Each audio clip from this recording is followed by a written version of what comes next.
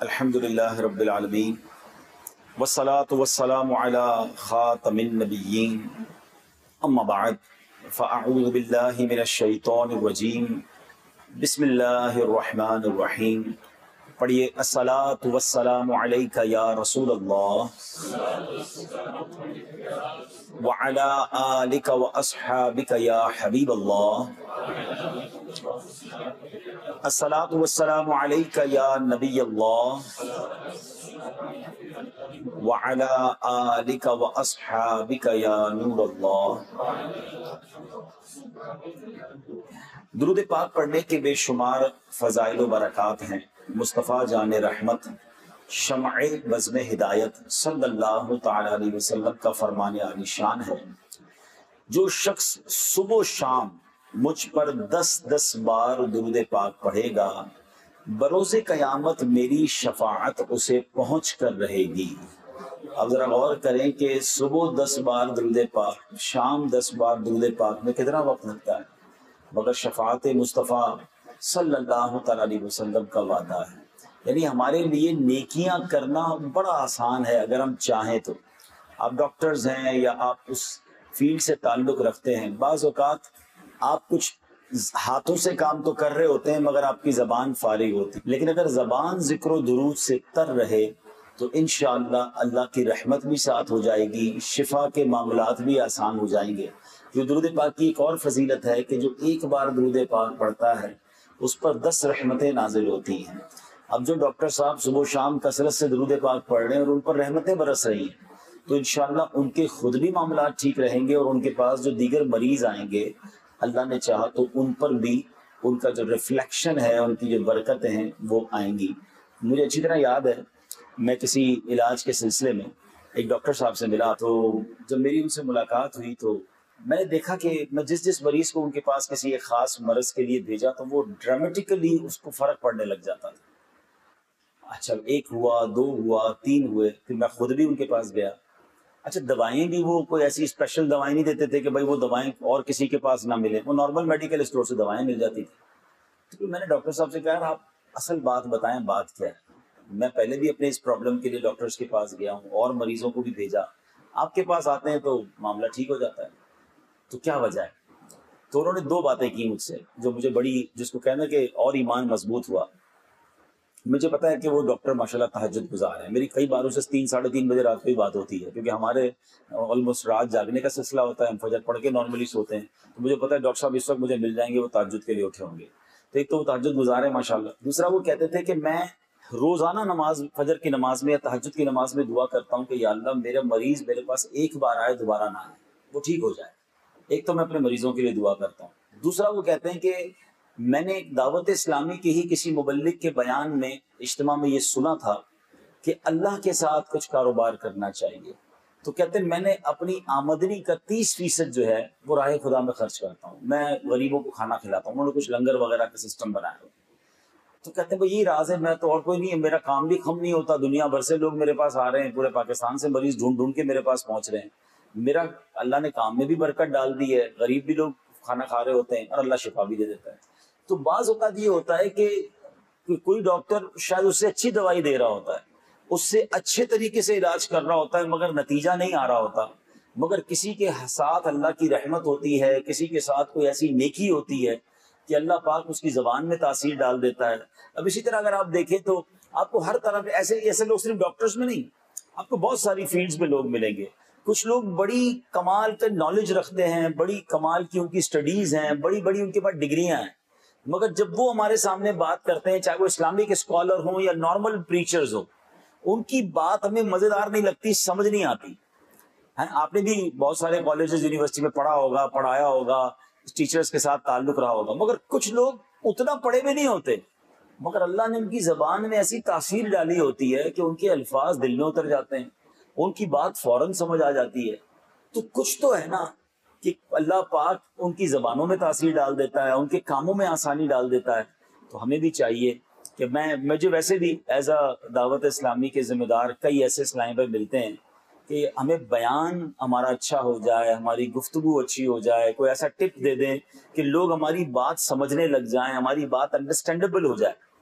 تو میں سب کو ایک بات عرض کرتا ہوں, آپ کو بھی کہہ دیتا ہوں, شاید آپ میں سے کوئی اس کو پک کر لے, کہ دیکھیں بات ہم کرتے ہیں زبان سے, ٹھیک ہے, یہی زبان اگر گالیاں دینے والی ہے, یہی زبان جھوٹ بولنے والی ہے, یہی زبان دل توڑنے والی ہے, یہی زبان لوگوں کو تکلیف پہنچانے والی ہے, اور پھر اسی زبان سے آپ چاہ رہے ہیں کہ جناب آپ اچھی بات بھی کریں اور لوگ آپ کی بات سمجھ جائیں, اٹس کوائٹ ڈیفیکلٹ.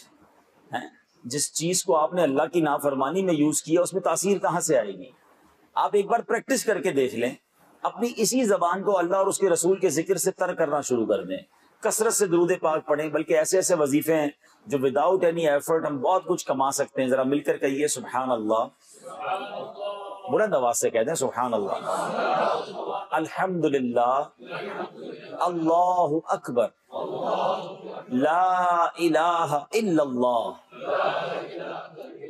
جب ہم نے یہ وظیفے پڑھنا شروع کیے نا تو میرے سامنے جو گھڑی ہے اس میں 3:19 تھے. ہم وظیفے سے فارغ ہو گئے پھر بھی 3:19 ہی. اٹ مینس ہم نے 1 منٹ بھی اسپینڈ نہیں کیا, لیس دین اے منٹ. اب ماشاءاللہ بڑے بڑے ڈاکٹر ہو سکتے ہیں یہاں بیٹھے ہوں گے, بلکہ تھوڑی دیر کے لیے آپ ازیوم کر لیں, the biggest doctor of Pakistan and the most expensive doctor of Pakistan 1 minute میں کتنے پیسے کماتا ہے؟ کبھی غور کیجئے گا. کسی کی ماہانہ کروڑ روپے کی آمد نہیں ہونا, لیکن اس کے بھی اگر آپ منٹ بناؤ گے نا تو منٹ میں وہ چند 100 روپے بنیں گے, ٹھیک ہے نا, کیونکہ اس کی جب پورے کروڑ روپے کو آپ ڈیوائڈ کرتے چلے جائیں گے, 1 منٹ پہ لائیں گے چند 100 یا میکسیمم 1000 روپے بن جائیں گے پر منٹ, ٹھیک ہے. مگر آپ کو اندازہ ہے کہ آپ نے لیس دین منٹ کیا کما لیا ہے؟ Anybody here to have a power to buy tree in paradise? کوئی ایسا شخص ہے یہاں پر جس کے پاس یہ پاور ہو کہ وہ جنت میں درخت خرید سکتا ہے؟ ہم میں سے کوئی اپنے پیسوں سے تو نہیں خرید سکتا, بلکہ ہم سب مل کے پیسے ملا لینا ہم نے پھر بھی نہیں خرید سکتے. مگر میرے نبی علیہ الصلوۃ والسلام کے سچے وعدے ہیں, جو ایک بار سبحان اللہ کہے اس کے لیے جنت میں درخت لگا دیا جاتا ہے, ایک بار الحمدللہ کہے جنت میں درخت لگ جاتا ہے, ایک بار اللہ اکبر کہے جنت میں درخت, لا الہ الا اللہ کہے جنت میں درخت لگ جاتا ہے. اتنا آسان. ہم میں سے کوئی کھڑا نہیں ہوا, کوئی ایفرٹ نہیں کی, کوئی پسینہ نہیں بہا, آپ کی ڈاکٹری زبان میں کہوں تو کوئی کیلوریز بھی برن نہیں کی ہیں, اور less than minute we bought 4 trees in paradise. 4 ہم نے درخت جنت میں لگا لیے. اتنا آسان ہے, مگر پھر بھی ہم نہیں کرتے. فضول باتوں میں بعض اوقات گھنٹوں نکل جاتے ہیں, موبائل فون پر, سوشل میڈیا پر. تو پلیز ٹھیک ہے, آپ کی جو بھی فیلڈ ہے, مسلمان بھی تو ہیں, جنت میں بھی جانا ہے, وہاں کے خزانے بھی جمع کرنے ہیں, تو انشاءاللہ ذکر و اذکار یہ اپنی زندگی میں ضرور شامل کریں, اور خاص طور پہ درود پاک. پھر دیکھیں آپ کی ٹینشنیں, پریشانیاں, بیماریاں کیسے دور ہوتی ہیں. اور پھر ایک اور چلیں, دل کے دروازے پر دستک دیتا ہوں. یہ بتائیے ہم میں سے کون کون ہے جو یہ چاہتا ہے کہ مرتے وقت آخری زبان پر میرے کلمہ پاک ہو؟ کون کون چاہتا ہے؟ لا الہ الا اللہ محمد رسول. ایوری بڈی وانٹس, اوکے. مرتے وقت سب چاہتے ہیں. اب ہاتھ نہیں اٹھائیے گا, صرف دل کے دروازے پر دستک دے رہا ہوں. زندگی میں کتنا پڑھتے ہیں؟ آج پورے دن میں کتنی بار کلمہ پڑھا؟ اس پچھلے ویک میں کتنی بار کلمہ پڑھا؟ اچھا پورے مہینے میں کتنی بار پڑھا ہے؟ اپنے دل سے پوچھیے. مرتے وقت ہر کوئی چاہتا ہے کہ کلمہ زبان پر, زندگی میں نہیں پڑھنا ہے. حالانکہ حدیث میں افضل الذکر, سب سے افضل ذکر کہا گیا لا الہ الا اللہ, مگر نہیں پڑھتے.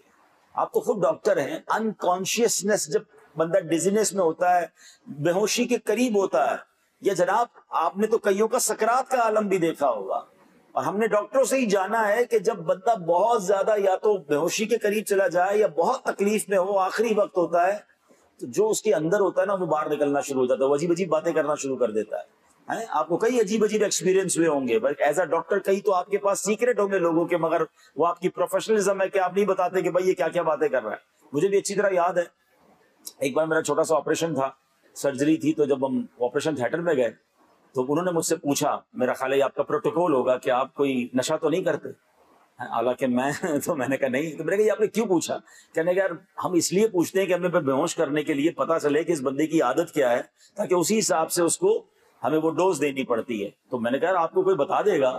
تو کہ نہیں, پھر ہمارا پروفیشنلزم ہے, ہم اس کے گھر والوں کو بھی نہیں بتائیں گے. لیکن یہاں ڈاکٹر کو کئی ایسے راز ہوتے ہیں جو مریض کے پتہ چل جاتے ہیں, اور خاص طور پہ جب بندہ بے ہوشی کے عالم میں ہو, آخری اس کی بریتھس ہوں, تو پتہ نہیں وہ کیا کیا بولتا ہوگا.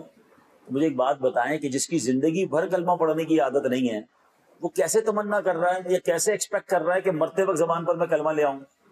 نہیں، اپنی زبان کو کلمے کا عادی کریں، اتنا کلمہ پاک پڑھا کرو، اتنا کلمہ پاک پڑھا کریں کہ بندہ جب جس دن اس کا آخری وقت ہو انشاءاللہ آسانی سے زبان پر کلمہ پاک جاری ہو جائے۔ کم از کم 1-2 تسبیحاں تو روز کلمہ پاک کی پڑھ لینا، افضل الذکر ہے اور ہم اس سے دور ہیں، تو نیت کریں انشاءاللہ ذکر و اذکار کریں گے انشاءاللہ۔ ایک بار محبت کے ساتھ درود پاک پڑھ لیں، صلو علی الحبیب صلی اللہ تعالی علی محمد صلی اللہ علیہ وسلم۔ آج میں آپ کو ایک بڑا ہی یونیک واقعہ سنانے آیا ہوں، اور یہ واقعے سے ریلیٹڈ پھر کچھ باتیں عرض کروں گا جو ہم سب کو اس پر ہم نے احتیاط کرنی ہے۔ بصرہ میں ایک بزرگ تھے جن کا جو مسکی کے نام سے مشہور تھے۔ اچھا، مسکی عربی میں مشک کو مسک کہتے ہیں، اور مسکی سے مراد ہوئے مشک با، یعنی ہر وقت وہ بزرگ مہکے مہکے رہتے تھے، آلویز۔ وہ کوئی عطر نہیں لگاتے تھے، کوئی پرفیوم نہیں لگاتے تھے، مگر ان کی باڈی سے بڑی کمال کی خوشبو آیا کرتی تھی۔ جس راستے سے گزر جاتے لوگ سمجھ جاتے ہیں مسکی گزرے ہیں، کسی مسجد میں جاتے پوری مسجد میں مہک آ جاتی تھی، سبحان اللہ۔ تو کسی نے کہا کہ حضور یہ تو بتائیں آپ خوشبو کون سی لگاتے ہیں اور آپ کتنا خرچہ کرتے ہیں خوشبو پر؟ تو حضرت مسکی جو تھے وہ کہتے ہیں کہ میں تو کبھی بھی خوشبو نہیں لگاتا، میرا واقعہ البتہ بڑا عجیب و غریب ہے۔ اب انہوں نے اپنا واقعہ یہ سنایا کہ میں بغداد معلّہ میں ایک خوشحال گھرانے میں پیدا ہوا، اور جس طرح امیر لوگ اپنے بچوں کو تعلیم دلاتے ہیں میری بھی گروئنگ جو ہے ایسے ہی ہوئی، میں بھی اسی طرح براٹ اپ ہوا۔ میں خوبصورت بھی تھا مگر میں با حیا بہت تھا، مجھے حیا تھی، میں شرم و حیا والا تھا۔ تو مجھے خاندان والے لوگوں نے کہا کہ اس کو بازار میں بٹھاؤ، یہ لوگوں سے گھلے ملے، کچھ اس کی حیا کم ہو، کچھ تھوڑا سا فری ہو، کسی سے باتیں نہیں کرتا۔ تو مجھے مارکیٹ میں انوالو کرنے کے لیے ایک دکان پر میرے والد صاحب نے بٹھا دیا، کہتا میں دکاندار کی دکان پہ بیٹھنے لگ گیا۔ تو ایک بار کیا ہوا کہ ایک خاتون آئی اور کہنے لگی کہ ہماری جو مالکہ ہیں انہوں نے کچھ کپڑے منگوائے ہیں۔ تو کپڑے والے نے بہت سارے کپڑے دکھائے، کہا ایسا کرو دکان کا کوئی بچہ ساتھ بھیج دو، مالکہ جو ہے وہ ہماری مالکن کپڑے چیک کر لے گی، جو پسند ہوگا وہ رکھ لے گی، باقی آپ کے جو بندہ ہے اس کے ساتھ واپس بھیج دے گی۔ تو جو دکان کا اونر تھا اس نے کہا بیٹا آپ چلے جاؤ۔ میں اس عورت کے ساتھ اس کے گھر چلا گیا، خوبصورت بھی تھے، ینگ بھی تھے۔ کہتے جب میں ادھر گیا تو وہاں پر ایک بہت ہی خوبصورت خاتون بہت اچھے کپڑوں میں اپنے محل میں بیٹھی ہوئی ہے، اور جا کر جب اس کو میں نے کپڑے دکھائے تو اس خاتون نے کپڑے تو سائڈ پہ کیے، اس کی نیت مجھ پر خراب ہو گئی۔ اب اس نے مجھے گناہ کی دعوت دینے لگی اور اس نے کمرے کو بھی بند کر دیا۔ اب موقع تو بڑا اچھا تھا کہ میں گناہ کر لیتا، مگر میری حیا، میری شرم، میں نے سوچا یہ تو حرام ہے، گناہ کبیرہ ہے۔ بہت اس نے ضد کی، میں منع کرتا رہا۔ آخر جب دیکھا کہ کوئی آسرا نہیں ہے اس گناہ سے بچنے کا، کوئی چانس بن نہیں رہا، تو اس شخص نے کیا کیا، اس نوجوان نے کہا کہ مجھے واش روم جانا ہے۔ اس نے کہا اچھا ٹھیک ہے، اپنی کنیزوں کو کہا کہ صاحب کو ذرا واش روم لے جائیں۔ بولے میں ٹوائلٹ میں گیا، وہاں جا کے بھی کوشش کی کہ کوئی دروازہ، کوئی روشن دان جس سے میں نکل کے بھاگ جاؤں، مگر وہاں سے بھی مجھے کوئی راستہ نہیں ملا۔ جب راستہ نہیں ملا تو میرے پاس ایک ہی راستہ تھا، یا تو گناہوں کی گندگی اپنے چہرے پہ مل لوں، یا پھر میں نے فیصلہ یہ کیا کہ جو ٹوائلٹ کی گندگی تھی وہ میں نے اپنے جسم پر ملنا شروع کی۔ اور میں نے جب وہ گندگی اپنے جسم پر ملی، اپنے لباس پر ملی، اور اب جب میں باہر آیا تو ساری کنیزیں مجھے دیکھ کر بھاگنے لگی کہ یہ تو پاگل ہے، اور سب لوگوں نے مجھے دھکے دے کر اپنے گھر سے نکال دیا اور مجھے ٹاٹ میں لپیٹ کر باہر پھینک دیا۔ جب میں نے تھوڑی دیر بعد دیکھا کہ سب مجھے چھوڑ کے چلے گئے تو میں واپس گھر آیا، غسل کیا، اپنے کپڑوں کو پاک کیا اور اللہ کا شکر ادا کیا کہ اللہ نے وہ حرام کی گندگی سے مجھے بچا لیا، اور میں نے بے شک اپنے آپ کو اس گندگی میں تو برا کر لیا۔ وہ کہتے ہیں جب آپ کو سویا تو خواب میں مجھے کوئی کہہ رہا تھا کہ تم کو حضرت یوسف علیہ السلام سے کیا ہی خوب مناسبت ہے، اور کہتا ہے کیا تم مجھے جانتے ہو؟ میں نے کہا نہیں میں تو نہیں جانتا۔ تو انہوں نے کہا میں حضرت جبریل علیہ السلام ہوں۔ اس کے بعد انہوں نے اپنا ہاتھ مبارک جو ہے میرے منہ اور جسم پر پھیر دیا۔ وہی دن ہے اور آج کا دن ہے، میرے جسم سے مشک کی خوشبو آتی ہے۔ تو اے میرے پیارے اسلامی بھائی، یہ واقعہ روض الریاحین نامی کتاب میں موجود ہے۔ پہلے کے لوگ ایسے با حیا بھی ہوتے تھے، یقیناً آج بھی ہوتے ہوں، اللہ پاک جن کو بچائے وہ بچ جاتے ہیں۔ ایک بہت پیاری حدیث ہے، طویل حدیث ہے، آج کل گرمی کے دنوں میں تو بڑی ریلیونٹ بھی ہے۔ کہ قیامت کے دن اللہ کے عرش کا سایہ کن خوش نصیبوں کو ملے گا. مختلف لوگوں کی کیٹیگریز ان حدیثوں میں بیان ہوئی ہے. ایک حدیث میں 7 قسم کے لوگ بیان ہوئے کہ 7 قسم کے افراد وہ ہوں گے جن کو قیامت کے دن اللہ کے عرش کا سایہ نصیب ہوگا. ان میں سے ایک بندہ پتہ ہے کون ہے؟ کہ جس کو کوئی گناہ کے لیے عورت بلائے، مال و جمال والی عورت بلائے اور وہ کہے میں اللہ سے ڈرتا ہوں، یعنی اسے گناہ کا موقع ملے اور وہ اپنے آپ کو اس سے بچا لے، اللہ کے عرش کا سایہ اسے نصیب ہوگا. مگر آج حال یہ ہے کہ آج تو گناہ کے لیے مواقع ڈھونڈے جاتے ہیں، سفر کیے جاتے ہیں کہ چلو یار فلاں شہر، فلاں علاقے، فلاں ملک میں چلتے ہیں. حیا کہاں چلی گئی ہے؟ ایک اور با حیا، عظیم با حیا ہستی، اور وہ کون ہے؟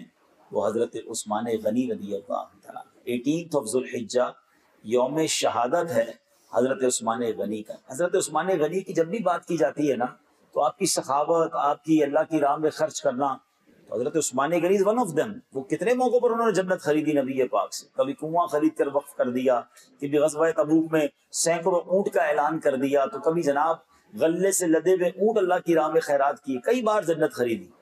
مگر حضرت عثمان غنی کا ایک اور کمال بھی ہے، بلکہ خود نبی پاک علیہ السلام فرماتے ہیں حیا ایمان سے ہے، اور عثمان غنی رضی اللہ تعالیٰ عنہ میری امت میں سب سے بڑھ کر با حیا، ان سے بڑھ کر کوئی با حیا نہیں، اتنے با حیا ہے سرکار کی امت میں.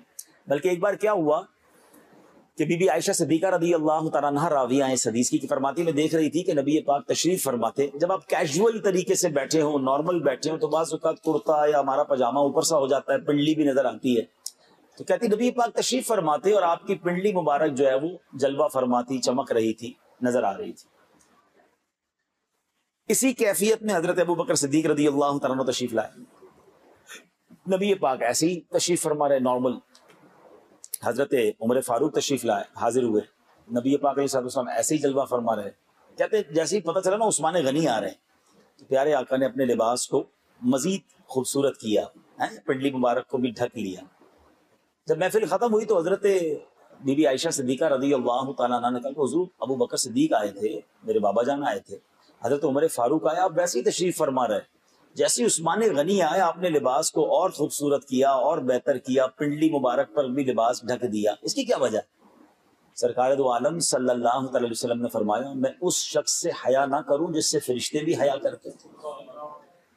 یعنی آپ سوچئے کہ حیا کا ہمارے اسلام میں کتنا بڑا رول ہے، کتنا تعلق ہے اس کا. سرکار دو عالم صلی اللہ علیہ وسلم کے بارے میں آتا ہے کہ آپ ایک کنواری لڑکی سے زیادہ باحیا تھے.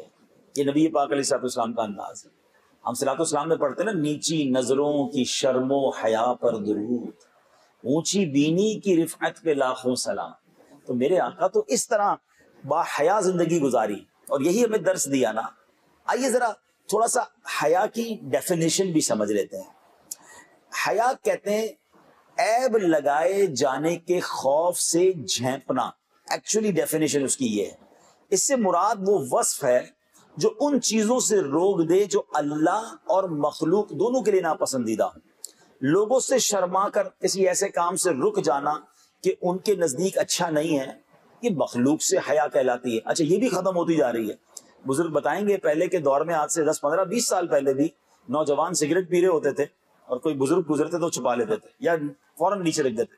اس سے پہلے جائیں تو والد آئے تو ٹوپی پہن لیتے تھے، سر ڈھانپ لیتے، بھائی بزرگ آ رہے ہیں، علامہ صاحب آ رہے ہیں یا امام صاحب آ رہے ہیں. یعنی کھڑے ہو جانا، بیٹھے بیٹھے کھڑے ہو جاتے تھے ادب کے طور پر. کئی ایسے کام جو لوگ اپنے بزرگوں کے سامنے، اپنے والدین کے سامنے نہیں کرتے تھے، اب تو وہ بھی ختم ہو گیا. یعنی حیا ایک ایک کر کے کیسے ختم ہو رہی ہے. اب تو وہ کچھ ہو رہا ہے کہ اب باپ بیٹا بیٹی فیملی دیکھ کر جو ٹی وی پہ دیکھ رہے ہیں اس کا تو ذکر بھی کوئی نہیں کر سکتا تھا. مگر آج فیملی کے ساتھ بیٹھ کر، بلکہ بتانے والے بتاتے ہیں یا کبھی کبھی ہماری اخباروں میں یا سوشل میڈیا پہ نظر پڑ جاتی ہے تو پتہ چلتا ہے کہ اب پاکستان میں ایسے ڈرامے آ رہے ہیں، پاکستان میں ایسے ٹی وی شوز آ رہے ہیں کہ جس میں باقاعدہ حیا کا جنازہ نکالا جا رہا ہے کہ میاں بیوی کا ایک ساتھ رہنا تو اور ہے، بیوی کو بھی کچھ اور کرنے کی اجازت ہے، میاں کو بھی کچھ اور کرنا چاہیے. یعنی اس طرح کی دوستیوں کو باقاعدہ دیکھیں. میڈیا کا کام کیا ہوتا ہے میڈیا کا، چاہے وہ پرنٹ میڈیا ہو، چاہے وہ سوشل میڈیا ہو، چاہے وہ الیکٹرانک میڈیا ہو، میڈیا کا کام ذہن سازی ہوتا ہے، قوم کو کس طرف لے جانا ہے۔ اسی میڈیا کے ذریعے آپ قومیں بن جایا کرتی ہیں، قومیں اٹھ جایا کرتی ہیں، ان کی تعمیر و ترقی کے کام بھی ہو سکتے ہیں۔ لیکن اگر میڈیا نے یہ ٹھان لی ہے کہ حیا کا جنازہ نکالنا ہے، اگر میڈیا نے یہ ٹھان لیا ہے کہ جناب لوگوں کی جو مذہبی اٹیچمنٹ ہے اس کو تباہ و برباد کرنا ہے، تو پھر ہم کیا کر سکتے ہیں؟ ہم سوچیں، اور آپ جیسے پڑھے لکھے لوگوں کو تو اس پر مزید سوچنا چاہیے کہ ہم اور ہماری فیملی کس طرف جا رہی ہے۔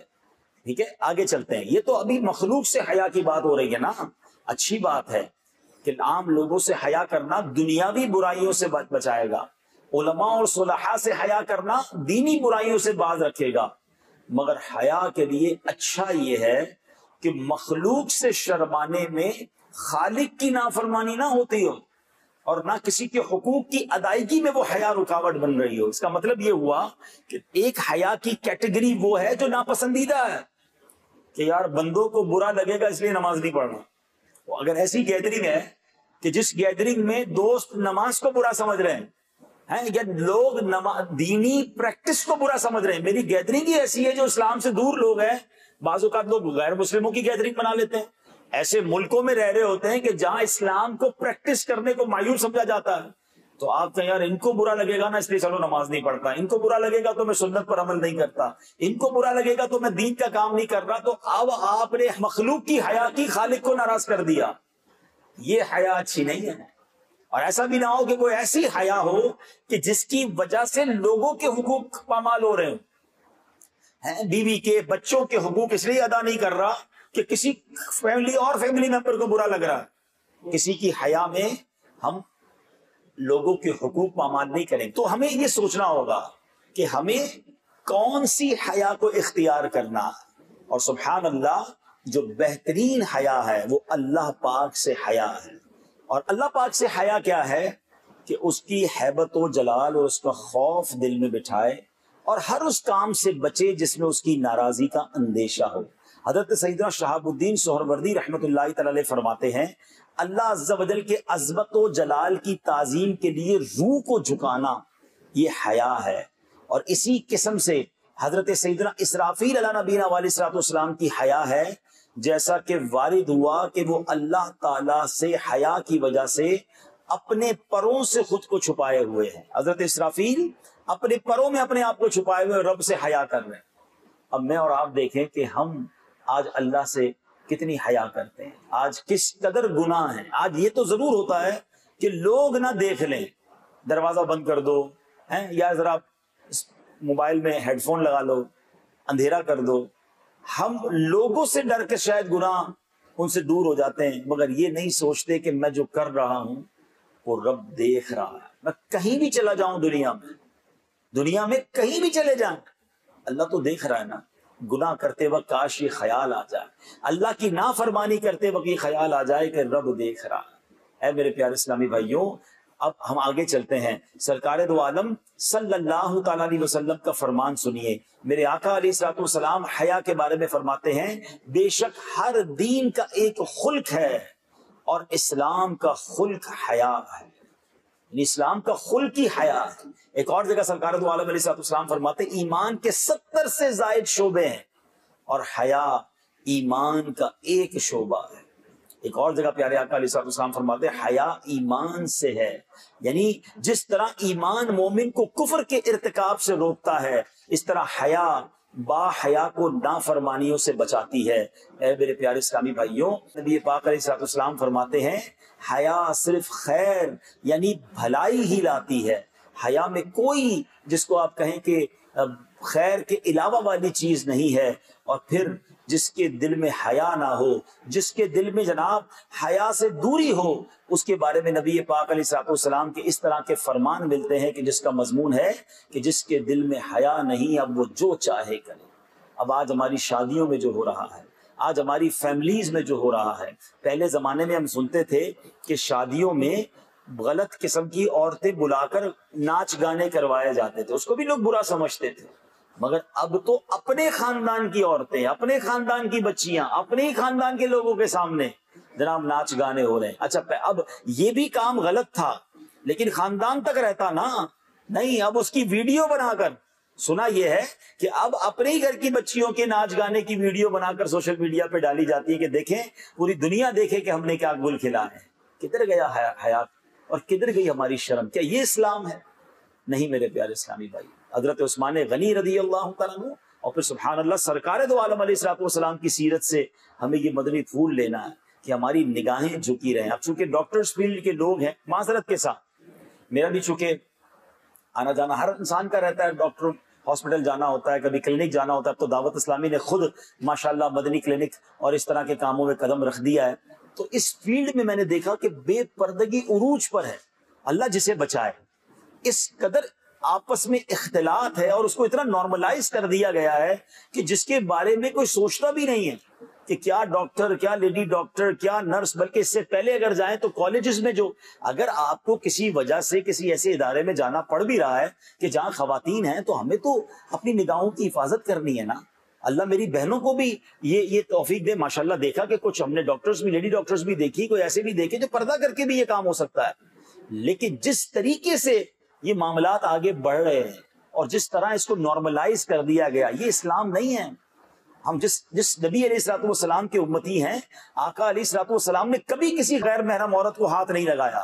یہاں تک کہ سرکار دو عالم علیہ الصلوۃ والسلام نے بیعت بھی لی خواتین سے تو ان کو چادر کے ذریعے لی, کبھی ان سے ہاتھ کو ٹچ نہیں کیا. ہم اس نبی علیہ الصلوۃ والسلام کے امتی ہیں کہ جن کی بیٹی سبحان اللہ وہ بیٹی جو خاتون جنت ہیں, جنتی عورتوں کی سردار ہیں, ان کے پردے کا عالم یہ ہے کہ زندگی میں تو جو پردہ فرمایا قیامت کے دن جب خاتون جنت کی سواری گزرے گی پل صراط سے تو اعلان ہوگا کہ اہل محشر اپنی نگاہوں کو نیچا کر لیں, خاتون جنت کی سواری گزرنے والی ہے. اپنے آپ کو پنجتن کا غلام تو ہم کہتے ہیں, اپنے آپ کو صحابہ اہل بیت کا غلام تو کہتے ہیں, مگر ان کے نقش قدم پر بھی تو کچھ عمل کیا جائے نا. اور یاد رکھیے کہ جس نے اپنی آنکھوں کو حرام سے بھرا, اپنے کانوں کو حرام سے بھرا, روایتوں میں آتا ہے ان کی آنکھوں اور کانوں میں جہنم کی آگ اور پگھلا ہوا سیسا ڈالا جائے گا. ہم کبھی کبھی سرما لگاتے ہوئے ڈر رہے ہوتے ہیں کہ آنکھ کو تکلیف نہ ہو جائے, ایئر بڈ کان میں ڈالتے ہوئے, ڈاکٹر تو خیر منع کرتے ہیں, مگر جو استعمال کرتا ہے اس کو بھی یہ ڈر ہوتا ہے کہ کہیں زور سے نہ لگ جائے, اتنے نازک ہیں آنکھ اور کان. مگر یہی آنکھیں دن بھر حرام دیکھ رہی ہیں, یہی کان دن بھر حرام سن رہے, کسی کو ٹینشن ہی نہیں ہے. یہ تو نارمل ہے یار, اس کے بغیر کیسے میڈیکل کا کام ہو سکتا ہے؟ الحمدللہ دعوت اسلامی نے مدنی ہیلتھ کیئر سینٹر بنایا. میں تو مشورہ دوں گا کہ ان سب کو اگر موقع ملے تو ایک وزٹ کرانا چاہیے کہ وہاں ہم نے لیڈیز کا انتظام الگ رکھا, جینٹس کا الگ. چاہیں دیکھیں سب سے پہلے ولنگ ہوتی ہے, میں چاہوں کہ میں نے گناہ نہیں کرنا تو میں گناہ سے بچ سکتا ہوں. ہاں میں چاہوں بچنا ہی نہیں ہے تو پھر تو مرضی ہے, میں بارش میں نکلوں اور چھتری بھی نہ لوں اور کہوں جناب میں بھگ گیا, تو بھائی آپ نے اپنے آپ کو بچانے کی کوشش کون سی کی؟ چاہے تو انسان کوشش کر سکتا ہے نا. تو ہم جب آئے فیضان مدینہ میں ہیں تو مدینے کا فیضان لے کر جائیں نا کہ اب اگلی زندگی تو گناہوں سے بچ کر گزرے. اور آپ تو ماشاءاللہ کئی لوگوں کو, میں تو کئی ڈاکٹر صاحب سے عرض کرتا رہتا ہوں کہ ڈاکٹر کی بندہ بہت سنتا ہے, یعنی آپ جسمانی مرضوں کے ڈاکٹر کے ساتھ ساتھ گناہوں کے امراض کے ڈاکٹر بھی بن جائیں نا. کتنا اچھا ہو کہ آپ کے پاس کوئی مریض آئے, آپ اس کو پرسکرپشن بھی دیں, ساتھ ساتھ کوئی نیکی کی دعوت بھی دے دیں, کوئی نماز کی بات بھی کر دیں, کوئی درود پاک پڑھنے کی بات کر دیں, کوئی ایک رسالہ اسے دے دیں. دعوت اسلامی کے بڑے چھوٹے چھوٹے بکلیٹس ہیں. تو کیا ہوگا کہ آپ کے پاس تو دوائی لینے آیا تھا, کل اگر وہ نمازی بن گیا تو آپ کے لیے صدقہ جاریہ ہو جائے گا. مجھے یاد آیا کہ یہ کاروبار کے ساتھ نیکی کی دعوت کیسے امپیکٹ فل بن سکتی ہے. ہمارے ایک بزنس مین نے بتایا, غالباً حیدرآباد کے تھے, کہتے میری کپڑے کی دکان ہے, میرے پاس لیڈیز آتی ہیں کپڑا لینے کے لیے, میں نے رسالے رکھے ہوئے ہوتے ہیں مکتبۃ المدینہ کے. اب ہر سوٹ پہ مثال کے طور پہ اگر 200-400 روپے کماتا ہوں تو 10-12 روپے کا رسالہ دے دیتا ہوں, مجھے ثواب بھی ملتا ہے. تو کہتے ہیں ایک بار میں نے اسی طرح ایک لیڈیز سوٹ کے اندر ایک بکلیٹ ڈال دی اور وہ خاتون چلی گئی. تھوڑے عرصے کے بعد ایک خاتون آئی, بڑی با پردہ, فل پردے کے اندر میری دکان پر آئی اور کہتی کہ بھائی آپ نے مجھے پہچانا؟ کہا میں نے تو نہیں پہچانا. کہا میں وہی ہوں جو تھوڑا عرصہ پہلے آپ کی دکان پر آئی تھی سوٹ لینے کے لیے, آپ نے ایک بک اس کے اندر ڈالی تھی, میں نے گھر جا کر پڑھا, اس میں پردے کا اتنا شاندار درس تھا, میں نے پردہ کرنا شروع کر دیا. اب وہ بھائی کہتے ہیں میں تو حیران ہو گیا کہ میں تو کپڑا بیچنے والا بندہ ہوں, میرے ذریعے کسی بہن نے پردہ کیسے کر لیا. تو بات یہ ہے کہ جب آپ کا سوچ کا دھارا چینج ہوتا ہے نا, آپ کہتے ہیں نہیں یار میں نے دنیا سے جانا ہے, پیسے تو کمانے, ساتھ ساتھ میں نے اپنی آخرت بھی بنانی ہے, تو یہ دونوں چیزیں ہی ہوں گی. ہاں یاد رکھیے گا, ہمیں اپنی آخرت کو بہتر بنانے کے لیے کوئی ایکسٹرا ٹائم نہیں ملے گا. یعنی ایسا تھوڑی ہوگا, آپ تو خود ڈاکٹر ہیں, کہ کیا ہمیں کوئی لائف میں ایسا میسج آتا ہے کہ جناب now you have only 10 years left so be prepare for your hereafter. ایسا تو کچھ بھی نہیں ہوتا. ہمیں تو صبح نہیں پتا ہوتا شام دنیا سے چلا جاتا ہے بندہ. کہتے ہیں نا, آگاہ اپنی موت سے کوئی بشر نہیں, سامان 100 برس کا ہے پل کی خبر نہیں. پتہ نہیں کب چلے جائیں گے. تو اسی دنیا میں رہ کر وہ والی دنیا بھی تیار کرنی ہے. اور قبر زیادہ لمبا عرصہ ہے نا, اس دنیا سے زیادہ لمبا عرصہ ہے نا. صدیوں سے لوگ قبر میں جا رہے ہیں, پتہ نہیں ہم بھی کتنے سال رہیں گے. اور قبر جو ہے نا پیارے اسلامی بھائیوں, 2 ہی طرح کی ہے. دیر از نو تھرڈ آپشن. دنیا میں تو بہت سارے آپشن ہیں نا, فلاں سوسائٹی میں رہنا ہے, اس سے اپر سوسائٹی ہے, اس سے اپر سوسائٹی ہے, لگژری لائف ہے, ایکسٹرا لگژری لائف ہے, بہت سارے گریڈ بن سکتے ہیں. قبر کے 2 ہی گریڈز ہیں. سرکار دو عالم صلی اللہ تعالی علیہ وسلم نے فرمایا, قبر یا تو جنت کے باغوں میں سے ایک باغ ہوتی ہے, یا تو دوزخ کے گھڑوں میں سے ایک گھڑا. There is only 2 options. So check your life. If I die today, اگر میں آج دنیا سے چلا جاتا ہوں, اور جا سکتا ہوں, کبھی بھی جا سکتے ہیں نا, تو میری قبر جنت کا باغ بنے گی یا دوزخ کا گھڑا. چیک ہم نے خود کرنا ہے. اگر کمزوری ہے تو آج سے ٹھیک کریں, حیا کو اپنائیں, گناہوں سے بچیں, اور ذکر و اذکار, نمازوں کی پابندی. اور پھر اس کے ساتھ ساتھ میں ایک اور بات آپ سے کرنا چاہتا ہوں کہ آپ کے پاس تو بعض اوقات جنت میں جانے کا راستہ کبھی کبھی آپ کے پاس ایسا آسان ہو جاتا ہے, کیونکہ ہر طرح کا دکھی انسان آپ کے پاس آتا ہے. بعض اوقات ایسے بھی لوگ آپ کے پاس آتے ہوں گے جو بیمار ہوں گے اور ان کے پاس پیسے نہیں ہوتے ہوں گے, ان کے پاس علاج کے لیے پیسے نہیں ہوتے ہوں گے. اب 2 طریقے ہیں کہ آپ اس سے فیس بھی لیں اور جناب بار بار بھی بلائیں اور اپنے پیسے بنا لیں. اور موقع یہ ہوتا ہے کہ یار کم از کم اپنا کوٹا ایسا رکھ لوں کہ اگر 100 مریضوں کا علاج کرتا ہوں تو 2-5 مریض میرے ایسے جو غریب ہیں ان کا فری میں علاج کر دوں. اب یقین کریں ان کی دعائیں جو ہے نا وہ آپ کو وہاں پہنچا دیں گی جہاں آپ کی سوچ بھی نہیں جائے گی. کیا پتا اس کی دعا سے آپ پر اور آپ کے بچوں پر آنے والی بیماریاں جو ہے نا وہ ٹل جائیں. اللہ اکبر. کبھی کبھی واقعی ایسا ہوتا ہوگا, ابھی 2-3 دن پہلے کی بات ہے, یا اسی طرح سے آپ ڈاکٹرز آئے, وکلا آئے ہوئے تھے, میں نے وکلا سے بھی یہی بات کی. میں نے کہا آپ تو وہ لوگ ہیں جس کو پتہ چل جاتا ہے کیس لے کر جو بندہ آیا وہ حق پر ہے یا نہیں ہے. آپ کو پتہ یہ مظلوم ہے, اس غریب یہ یتیم بیوہ کی زمین پر قبضہ کر لیا کسی نے, یا اس کو جناب زیادتی ہو گئی ہے اور اس کے کیس لڑنے کے پیسے نہیں ہیں. مگر آپ سوچیں اگر آپ کسی مظلوم کا ساتھ دے دیں گے اور اس کا حق اسے دلا دیں گے جو اس نے دعا دینی ہے دل سے, پھر سوچیں آپ کا معاملہ کتنا اچھا ہو جائے گا. اور وہ وکیل کتنا بدبخت ہے کہ جس کو پتا ہے کہ یہ بندہ ظالم ہے, یہ قاتل ہے, یا اس نے زمین پر قبضہ کیا ہے, اس نے حق مارا ہے, مگر فیس اچھی دے رہا ہے تو میں اس کو حق پر ثابت کروں گا. یعنی مجرم کو جو ہے مجرم کا ساتھ دے رہے ہو. آپ سوچو یہ پیسے کس کام کے ہیں. مظلوم کی ہائے الگ لگنی ہے اور یہ پیسے حرام کے. آپ کو پتا بھی یہ بندہ جھوٹ بول رہا ہے, کیونکہ وکیل سے نہیں چھپتا, ڈاکٹر سے نہیں چھپ سکتا. ڈاکٹر کے پاس جا کر میں اپنا مرض نہیں چھپا سکتا, تھوڑے دنوں میں سب پتہ چل جائے گا ڈاکٹر کو. تو یہ اب ڈاکٹر کا کام ہے, وکیل کا کام ہے. ہم ایسے اور بھی لوگوں کو بتاتے رہتے ہیں کہ کبھی بھی ظالم کا ساتھ نہ دیں. چلے آپ کے ساتھ یہ ظالم مظلوم والا معاملہ تو کم ہوتا ہوگا, مگر آپ یہ دیکھیں کہ آپ کے پاس بعض اوقات ایسے ہی مدد کا موقع آتا ہوگا کہ آپ کو لگتا ہے کہ اس کا علاج ہو گیا تو یہ بچ جائے گا, مگر صرف اس لیے علاج نہیں ہو رہا کہ اس کے پاس پیسے نہیں ہیں. آپ کو لگتا ہے کہ میں تھوڑی سی, ماشاءاللہ میں نے دیکھا ہے, اور آپ کی فیلڈ میں کئی لوگ تو کمال ہیں, کئی ڈاکٹرز تو ماشاءاللہ فری آف چارج کبھی کبھی آپریشن کر رہے ہوتے ہیں, کئی چیریٹی میں اپنے آورز دے رہے ہوتے ہیں, اور ماشاءاللہ دل خوش ہو جاتا ہے. ایسے ایسے نیک نمازی, میں نے ایک ڈاکٹر کی تو خود آپ کو مثال دی, تہجد گزار, ایسے ایسے نیک نمازی اور نیک صفت ڈاکٹر سے پالا پڑا کہ مطلب کبھی کبھی سچی بات بتاؤں ان کو دیکھ کر رشک آتا ہے کہ یار کمال ہے, اتنا ماشاءاللہ ان کے اندر دین کا جذبہ ہے اور اتنی مسلمانوں کی خدمت کا جذبہ ہے. تو یہ مسیحائی جو ہے یہ تو نبیوں کا طریقہ ہے نا. حضرت عیسیٰ علیہ السلام کو تو جو معجزات ملے وہ معجزات ہی میڈیکیشنز کے حوالے سے تھے نا, کہ اس زمانے میں میڈیکیشن کا ایسا عروج تھا. اچھا یہ بھی کمال دیکھیں رب عز و جل کی عطاؤں کا, کہ جس دور میں جیسی ضرورت تھی اللہ کریم نے ایسے معجزات انبیاء کو عطا کی.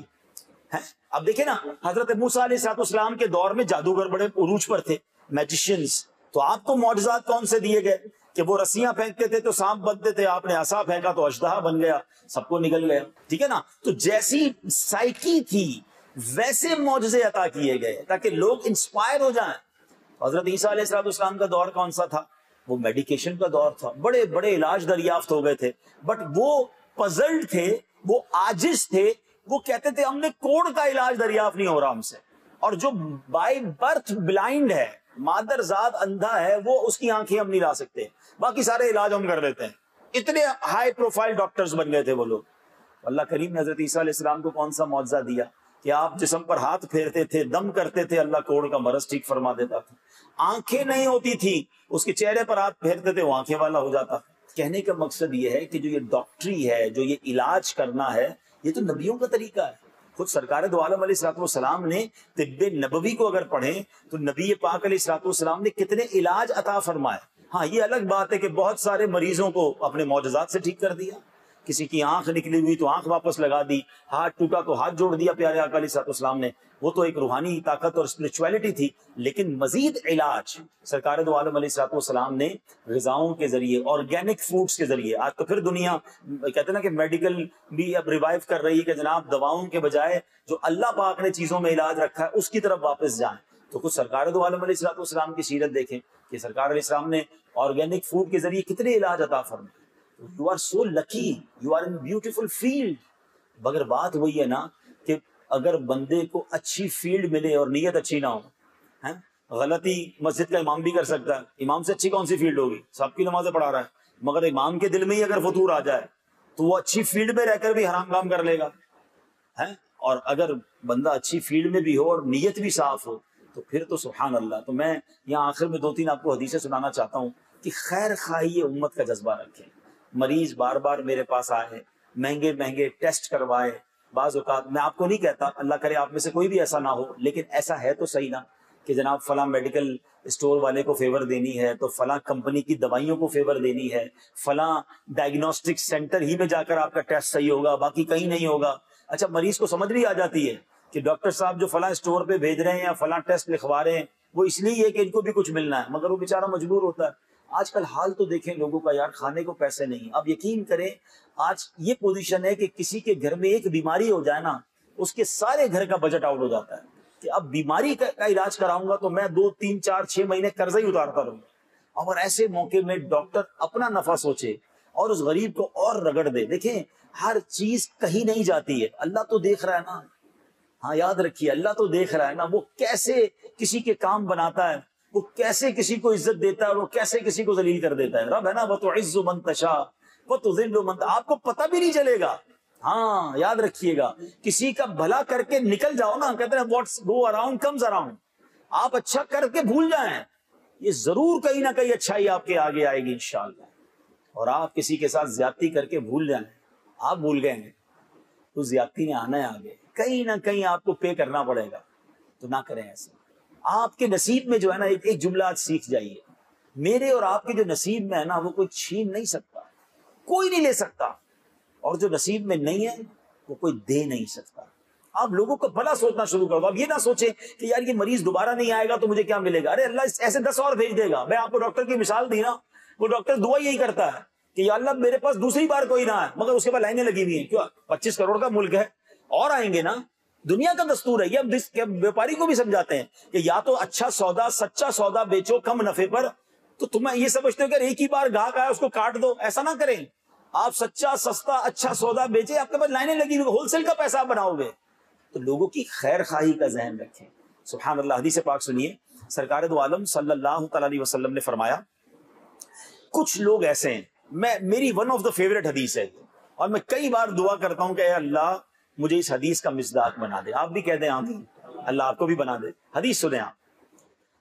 آقا علیہ الصلوۃ والسلام فرماتے ہیں کچھ لوگ ایسے ہیں جنہیں اللہ عز و جل نے لوگوں کی حاجتیں پوری کرنے کے لیے پیدا فرمایا. ہائے ہائے، اللہ نے بنایا اسی لیے کہ یہ لوگوں کی حاجتیں پوری کرنے کے لیے. آگے فرمایا لوگ حاجت کے وقت ان سے رجوع کرتے ہیں، یہی وہ لوگ ہیں جو قیامت کے دن اللہ عز و جل کے عذاب سے محفوظ ہوں گے. سبحان اللہ. یعنی لوگ ان سے اپنی حاجتوں کے وقت رجوع کرتے ہیں، اللہ نے بنایا اسی لیے. اور پھر فرمایا یہ لوگ قیامت کے دن عذاب سے محفوظ ہوں گے. اور ماشاءاللہ ہم نے دیکھا ہے کہ محلے میں، شہر میں، خاندانوں میں کچھ لوگ ہوتے ہیں جو ہر وقت ریڈی ہوتے ہیں بتاؤ کیا کام، اور ان کے لیے کوششیں کر رہے ہوتے. لگتا ہے یار یہ سب کے خیر خواہ ہیں. اللہ نے بنایا اسی لیے. کاش میں بھی ایسا ہو جاؤں، آپ بھی ایسے ہو جائیں. سرکار دو عالم علیہ الصلوۃ والسلام فرماتے ہیں کہ جو شخص کسی مسلمان کی دنیاوی مصیبت کو دور کرے گا اللہ عز و جل قیامت میں اس کی مصیبت دور فرمائے گا، اور جو کسی مسلمان کے عیب چھپائے اللہ عز و جل دنیا اور آخرت میں اس کے عیوب چھپائے گا، اور اللہ عز و جل اس وقت تک بندے کی مدد کرتا رہے گا یا مدد کرتا ہے جب تک وہ اپنے مسلمان بھائی کی مدد کرتا رہتا ہے۔ تو ڈاکٹر صاحب ہوں یا چاہے جناب اس فیلڈ سے کوئی بھی تعلق رکھنے والے ہوں یا اور بھی کوئی بھائی مجھے سن رہے ہوں، ٹرائی ٹو ہیلپ۔ جتنا آپ لوگوں کی مدد کریں گے اللہ آپ کی مدد کرے گا۔ یہ لوگوں کا کام نہیں کر رہا، میں اپنا ہی کام کر رہا ہوں۔ میں کسی کے چہرے پہ مسکراہٹ ایکچولی لا رہا ہوں، ایکچولی میرے چہرے پہ مسکراہٹ آ رہی ہے۔ میں کسی کی مشکل آسان کر رہا ہوں، آگے میری مشکل آسان۔ کیا ہم مشکلوں میں نہیں ہیں؟ کیا ہمارے گھروں میں، ہماری فیملی میں، ہماری صحت میں پرابلمز نہیں ہیں؟ آپ دوسروں کا بھلا کریں۔ میں آپ کو آپ کے نبی علیہ السلام کی حدیث سنا رہا ہوں، آپ اپنی آنکھوں سے دیکھیں گے یار میں نے فلاں کا بھلا کیا، میرا بھلا ہو گیا، میرے گھر میں اچھا ہو گیا، مجھ پر آنے والی آفت ٹل گئی۔ کتنی مصیبتیں اور آفتیں تو ایسی ہیں جو مجھے اور آپ کو پتہ بھی نہیں چلتی ہیں، جو آنے والی ہوتی ہے یا جو آ رہی ہوتی ہیں، بلکہ قریب آ گئی ہوتی ہیں۔ ہاں حدیث پاک میں آتا ہے یہ دعا ہے نا، دعا یہ بڑی کمال کی چیز ہے۔ دعا جب بندہ کرتا ہے تو یہ آفت کے درمیان بیچ میں آ جاتی ہے اور لڑائی کرتی ہے اور بندے پر وہ آفت کو نہیں آنے دیتی ہے۔ صدقے کے بارے میں بھی ایسے الفاظ ملتے ہیں کہ صدقہ اس طرح آفتوں کو ٹال دیتا ہے۔ تو ہمیں نہیں پتا ہمارا اچھا کام کب ہمیں کس مصیبت سے بچا گیا، جب پتہ ہی نہیں ہے تو ہمیں احساس بھی نہیں ہوتا۔ لیکن یہ ماننا چاہیے کہ اگر آج میں خیر سے ہوں، میرے پیر سلامت ہیں، میں سکون سے سانس لے رہا ہوں، مجھے کوئی بڑی بیماری نہیں ہے، تو میرے رب کی بہت بڑی مہربانی ہے۔ اپنے بارے میں سوچیں، اپنی آخرت کے بارے میں سوچیں، اپنے آگے کے گولز کے بارے میں سوچیں کہ میں نے اللہ کو راضی کیسے کرنا ہے۔ صرف دنیا ہی سب کچھ نہیں ہے۔ اللہ کرے کہ یہ سوچ ہم لے کر چلے گئے۔ اچھا دنیا نے کہیں نہیں جانا ہوتا، ایک بات یاد رکھیے گا، یہ کچھ لوگوں کا فارمولہ ہے نا بھائی دنیا کے دین کے ساتھ ساتھ کچھ دنیا بھی ہونی چاہیے۔ حضرت دین اور دنیا الگ نہیں ہے۔ ہمارے نبی اس دنیا میں ہی آئے نا، کسی اور جگہ پر تو نہیں تشریف لائے، یہی لائف گزاری، کاروبار بھی کیا، فیملی بھی گزاری، دین کا کام بھی کیا۔ ہم یہ الگ الگ سیپریٹ کیوں کر رہے ہوتے ہیں؟ یہ دونوں ایک ہی ہیں۔ اور مجھے ایک بات بتائیں، ہماری دنیا کو بہتر کرنے والا کون ہے؟ کون کر سکتا ہے ہماری بہتر؟ ذرا بلند آواز سے کہیں۔ ہمارے رزق میں برکت کون ڈال سکتا ہے؟ ہماری شہرت میں، عزت میں برکت کون ڈال سکتا ہے؟ میں اللہ کو راضی کر لوں، اللہ دنیا بھی اچھی کر دے گا، آخرت بھی اچھی کر دے گا۔ دیر از اونلی ون گول، اللہ کی رضا۔ دیکھو جس رب نے رزق دینا ہے، جس رب نے دنیا اچھی کرنی ہے، میرا رب رحمان دنیا والآخرہ ہے۔ معاذ اللہ ایسا تو نہیں ہے دنیا کا رب کوئی اور ہے اور آخرت کا رب کوئی اور ہے۔ رب تو ایک ہی ہے نا، اللہ تو ایک ہی ہے، اسی کو راضی کر لو، دنیا بھی بہتر ہو جائے گی، آخرت بھی بہتر ہو جائے گی۔ ایسا نہیں ہو سکتا کہ میں اللہ کو راضی کرنے جاؤں میری دنیا خراب ہو جائے۔ جب دنیا کا مالک بھی وہی ہے، دنیا میں نوازنے والا بھی وہی ہے، تو اس نے میری دنیا بھی اچھی کر دینی ہے۔ اور ایسے کئی آپ کو لوگ ملیں گے کہ جنہوں نے اللہ کو راضی کیا، کہتے ہیں نا تم رب کو راضی کر لو، رب سب کو راضی کر دے گا۔ ہم سب کو راضی کرنے کے چکر میں رب کو ناراض کر رہے ہیں۔ یہ فارمولہ غلط ہے، تھوڑا چینج کر لیں، ڈائریکشن بدل لیں کہ زندگی ایسے گزارنی ہے کہ رب راضی ہو جائے۔ رب راضی تھے انشاءاللہ سب راضی۔ اللہ پاک عمل کرنے کی توفیق عطا فرمائے۔ صلو علی الحبیب صلی اللہ تعالی علی محمد صلی اللہ علیہ وسلم۔